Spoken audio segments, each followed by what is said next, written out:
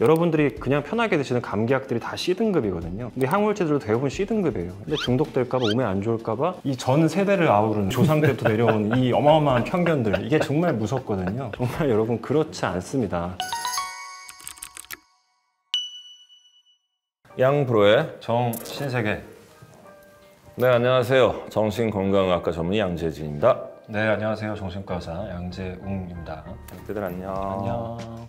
오늘은 전지적 의사 시점이죠. 네. 초심으로 돌아가는 느낌으로 그동안 댓글 중에서 정신과에 대해서 네. 가장 많이 물어보신 질문들 8가지 정도 추려서 한번 답변해보는 시간 갖도록 하겠습니다. 저희가 이 채널을 원래 처음에 하자고 결심했던 이유가 정신과에 대한 문턱을 낮춰보자. 근데 지금 이제 코로나가 터지고 하면서 정신과 시장도 많이 커졌는데 아직까지도 정신과에 가면 문제되는 거 아니냐. 그렇죠. 오늘 좀 그 관련된 내용도 같이 좀 풀겠습니다. 이 질문들 보기 전에 우선 이거는 우리 모든 양떼분들이 좀 인지하고 갔으면 좋겠어요. 네. 사실 정신건강의학과에서 하는 치료가 진통제나 소화제 먹듯이 한 번 딱 먹고 혹은 한 번 치료를 받고 뭔가 해결되는 건 아니거든요. 우울증이나 공황장애 이런 것들로 치료받으러 오신 분들한테 과거에 정신과에서 치료받은 적이 있냐 물어봤을 때 있는 분들이 꽤나 있어요. 근데 문제는 한두 번 가고 안 갔다고 하시는 분들이 꽤나 많더라고요.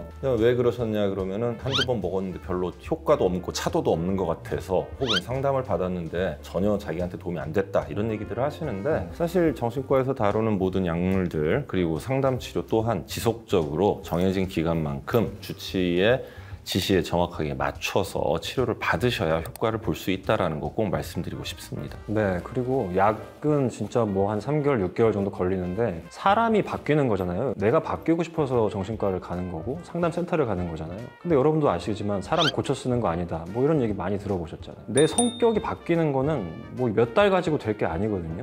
일주일에 최소 한 번, 2년 이상은 다녀야지 바뀔까 말까란 말이에요. 잠깐 몇 번 상담 받았는데 실망하시고 치료를 중단하시고 포기하시는 분들이 너무 많은 게 좀 안타까워요.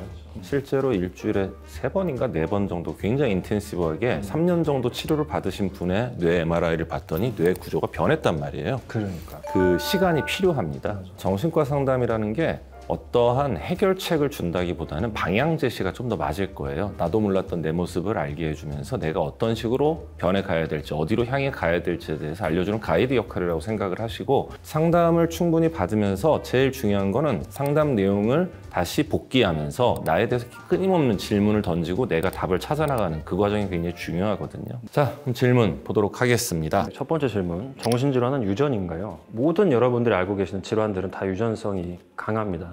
물어보잖아요. 간은 어떠셨냐, 뇌졸중이 있으냐, 다 물어보는 것처럼 정신질환도 유전적인 게 굉장히 강해요. 최소 50%라고 생각하시면 될 것 같고요. 정신질환뿐만 아니라 우리가 앓을 수 있는 어떤 질환들 중에서 감염성 질환, 타박상 등등 이런 외상성 질환을 제외하고는 모든 내과적 질환 그리고 정신질환 포함해서 다 유전 성향은 분명히 있다라고 말씀드릴 수 있을 것 같아요. 다만 병마다 차이가 좀 있다라는 거. 그러다 보니까 성격과 기질도 당연히 여러분들이 타고 나시는 것들이 한 50% 정도는 된다라고 생각하시면 될 것 같아요. 세 번째 질문이 이제 우울증은 어릴 적에 부모에게 사랑받은 사람은 안 걸립니까? 그리고 완치가 가능합니까? 이제 물어보시는데, 아마 사랑 많이 못 받으신 분들이 내 우울증의 원인이 내 부모가 아닐까, 이제 이런 생각을 하시면서 이런 질문을 하신 것 같은데, 사랑 받고 안 받고를 떠나서 내가 타고나는 게 꽤 크고요. 그다음 당연히 사랑 많이 받고 안정적인 양육 환경이었으면은 조금 더 안전할 수 있었겠죠. 방임이라든지 학대라든지 이런 것들이 있으면 계속해서 뇌가 뭔가 안전하지 않다라는 느낌 속에서 성장을 했기 때문에 조금 더 우울증이 많이 걸릴 소지는 있다. 그러나 우리가 30이 넘고 40이 되고 막 이런 나이가 됐는데도 계속해서 부모를 원망하고 있다는 거는 내 부모의 틀 속에서만 살고 있는 건 아닌가, 이렇게 좀 자기 스스로 좀 되물어 보셔야 됩니다. 완치가 가능한가요? 당연히 가능합니다. 다만 우울증을 앓고 나서 이거를 내버려 둔 분들이 있어요. 치료를 제대로 하지 않고. 근데 치료 안 한 우울증 6개월에서 1년 정도 지나면 저절로 좋아지는 경우가 대부분이거든요. 네. 그럼 왜 치료하냐? 이 6개월에서 1년 동안의 우울증 기간 동안에 굉장히 극단적인 위험한 선택을 할 위험성이 크기 크기 때문에. 치료하지 않은 우울증은 마이너스 10에서 0으로 못 돌아와요. 저절로 좋아진다 하더라도 한 마이너스 3, 4, 4, 5 정도에서 멈춘 채로 가게 돼요. 우울한 게 성격이 될 가능성이 굉장히 크고, 정상적인 감정 상태에서는 별것 아니고 하루 이틀 그냥 약간 우울하고 말 정도의 작은 스트레스에도 쉽게 잦은 재발을 할 수 있다라는 거. 그것 때문에 우울증 반드시 치료를 해야 된다는 거고, 완치되는 데까지 사람마다 기간은 다르겠지만 오랫동안 방치한 분들은 당연히 치료 기간도 오래 걸리고요. 일반적으로는 한 4, 5개월 정도 치료를 하면 완치되고 재발 방지를 위한 것까지 하고 약을 줄여서 끊게 돼 있습니다. 4번이 정신과 진료는 한 번 갔다 오면 많이 호전되나요? 얼마나 다녀야 하나요? 계속 설명드리고 있지만 오래 다니셔야 돼요. 약물 치료는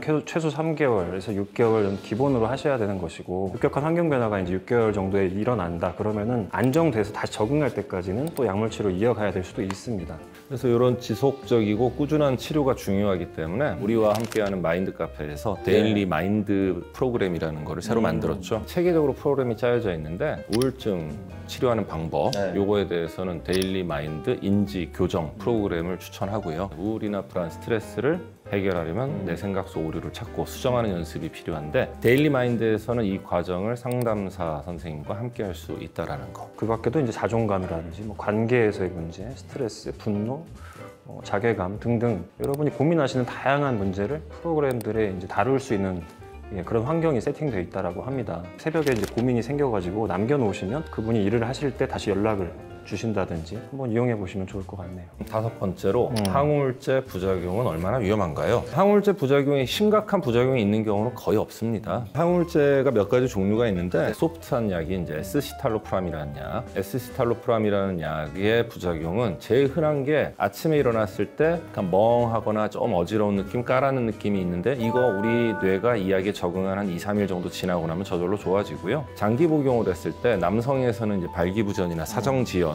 여성에서는 생리불순 같은 거 혹은 이상 하열이 있을 수 있는데, 이것도 약 끊고 나면은 2, 3주 내로 100% 다 돌아오거든요. 너무 걱정 안 하셔도 되고 특별하게 위험한 부작용은 없습니다. 가장 많이 걱정하시는 게 중독인데, 항우울제는 중독이 없어요. 중독성이 없는 약입니다. 약물의 안전성에 대한 평가를 A등급에서 2등급까지 매기는데, 여러분들이 그냥 편하게 드시는 감기약들이 다 C등급이거든요. 근데 항우울제들도 대부분 C등급이에요. 근데 중독될까 봐, 몸에 안 좋을까 봐 이 전 세대를 아우른 조상 때부터 내려온 이 어마어마한 편견, 이게 정말 무섭거든요. 정말 여러분 그렇지 않습니다. 실제로 많은 환자분들이 항우울증 약을 한 2, 3주 이상 복용했을 때 어떤 게 변했나요? 라고 했을 때 마음이 되게 편안해진다고 그래요. 감정 기복이 사라지고 화가 안 난다는 얘기 되게 많이 하거든요. 실질적으로 그러한 안정감, 편안함을 좋아하시는 분들은 약 먹고 굉장히 좀 좋은 느낌 많이 받으실 겁니다. 이거를 무조건 드셔라가 아니라, 우울증이 있는 분들은 제발 말 듣고 좀 제발 드세요 좀. 제가 산부인과학회에서 한번 강연할 때 산부인과 선생님들이 갱년기 환자들한테 호르몬 치료도 하지만 이 항우울제를 너무너무 먹이고 싶은데 본인들은 처방을 할 수 있는 기간이 한 달밖에 안 되니 정신과에 제발 가시라라고 하는데 그렇게 안 가신대요. 그렇게 싫어하죠. 갱년기에 계신 분들, 저한테 오시는 분들은 평생 먹어도 괜찮다라는 걸 본인들이 확인하시면서 드시고 계신 분들이 굉장히 많습니다. 그러니까 갱년기 때문에 힘들어하시는 분들도 뭐 호르몬 치료 필요하면 하시지만 항우울제도 기본적으로 쭉 드시면서 가시는 것도 나쁘지 않다, 이렇게 생각하시면 될 것 같네요. 그리고 6번째, 정신과 치료는 보험이 안 되고 비싸다고 들었는데 사실인가요? 정신건강의학과에서 진료받는 거는 기본적으로 건강보험이 됩니다. 건강보험으로 치료를 받으면 굉장히 저렴합니다. 정말 저렴해요. 네. 자기 부담금이 30%밖에 안 된단 말이에요. 많이들 비싸다라고 느끼시는 게, 다른 과에서 한 1, 2분 진료 보고 내가 몇천 원 내는 것과 정신과에서 그래도 10분 정도 그 이상 진료를 보고 몇만 원 내는 게 비싸다라고 느끼시는 거거든요. 사실은 내가 의사랑 만나서 그 정도의 시간을 쓰는 거에 있어서 10분 정도 진료하면 한 10,000원 정도 낼 거고, 그 다음에 30분 넘어가고 하면 그래도 한 3만 원에서 4만 원 정도 아마 낼 거란 말이에요. 근데 그거에 대해서 여러분들이 뭐 점집을 간다든지 아니면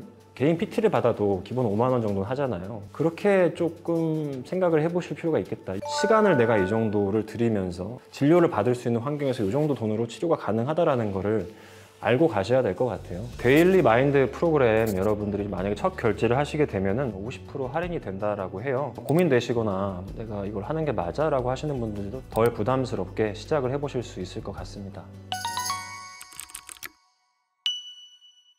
예, 오늘 영상을 통해서 정신과에 대한 인식이 조금 더 편하게 여러분들에게 좀 바뀔 수 있는 계기가 됐으면 좋겠고요. 다시 한번 말씀드리지만 한 번, 두 번 치료해가지고는 이게 내가 달라지는 걸 기대하는 건 기적이고요. 그건 치료가 아니고 유지해 나갈 수가 없어요. 바로 돌아옵니다. 병원을 방문하시는 게 고민이신 분들은 오랫동안 치료받으셔야 된다는 어떤 그 마음가짐을 가지고 일단은 데일리 마인드 프로그램도 한번 이용해 보시고 아 이렇게 내가 조금 변해가는 거구나 라는 걸 한번 경험해 보신 뒤에 병원에 오시는 것도 좋을 것 같습니다. 그리고 오늘 영상 보신 분들 중에서 댓글로 본인의 멘탈 케어에 대한 고민을 적어주시는 분들 중 추첨을 통해서 데일리 마인드 프로그램 4주 이용권을 2분께 제공해 드린다고 합니다. 데일리 마인드 프로그램은 꼭 정신과적 증상이 심해졌다고 이용하는 게 아니라 어떻게 보면 나의 어떤 병을 예방하기 위해서 그리고 스트레스를 완화하기 위해서 해주면 좋을 것 같으니까 정신과에 대한 거를 좀 체험해보고 싶다, 상담이 뭔지 알아보고 싶다 이런 분들 많이들 이용해 주시면 좋을 것 같습니다. 마인드 카페 어플 다운받아 주시고 짧은 사연이나 다음에 다뤄줬으면 하는 고민들 저희 댓글로 남겨주시면 꼼꼼히 읽고 다루도록 하겠습니다. 구독, 좋아요. 알림 설정 꾹.